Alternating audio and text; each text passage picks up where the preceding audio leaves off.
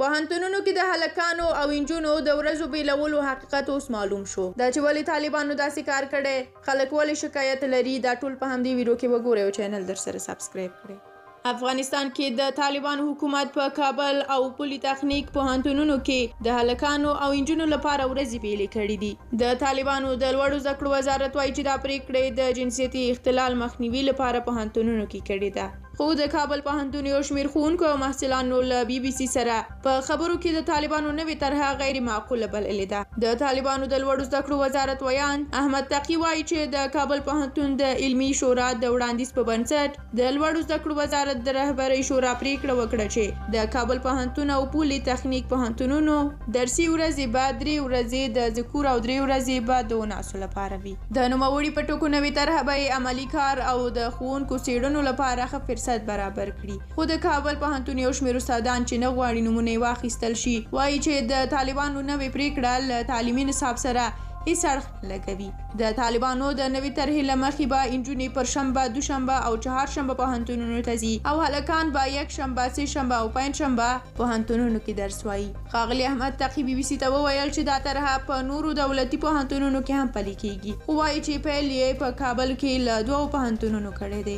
دې وړاندې په دولتي پوهنتونونو کې هلکان او انجونې د درسي ورځو په بېلابېلو وختونو کې زده کړو ته تلل. خو ښاغلي تقي وایي چې د ساعتونو د کمښت له کبله زده کوونکو په سمه توګه زده کړې نشوی کولی. د طالبانو حکومت په پوهنتونونو کې د هلکانو او انجونو د یو ځای زده کړو مخالف دي او یو دلیل همدا و چې د واک نیولو په لومړیو میاشتو کې پوهنتونونه بند کړل شول. د پوهنتونونو له پیل سره یې هلکانو او انجونو ته د ورځې بېلابېل وختونه وټاکل، خو اوس یې په اونۍ کې ځانګړي ورځې ورته ټاکلې دي. د کابل پوهنتون یو بل استاد چې نه غواړي نوم یې واخیستل شي وایي چې دا طرحه د تعلیمي نظام په تشکیل او جوړښت باندې د نابودۍ یو ګزار دی.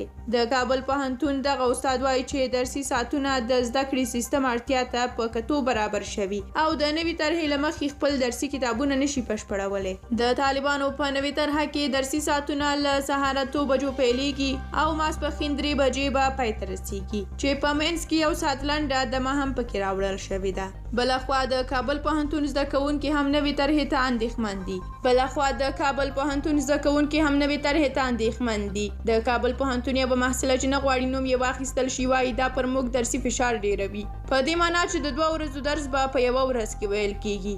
افغانستان کې د طالبانو حکومت نه یوازې دا چې پوهنتونونو کې یې زده کوونکي له سختو شرایطو سره مخامخ کړي، ترڅنګ یې له 13 څخه باندې 10 ورځو را په دې خوا له 4 ټولګي پورته انجونو ته هم د زده کړو اجازه نه ده ورکړې. د ښځو په وړاندې د طالبانو د سخت چلند په کور دننه او بهر سخت غبرګونونه راپارولي دي. تاسو د طالبانو د دغه پریکړې په اړه څه ویل لرئ؟ آیا ښه کار یې کړی دی که بد؟ تاسو خپل نظریات په کومنټ کې لیکلی شئ. تر بلې ویډیو د خدای په امان.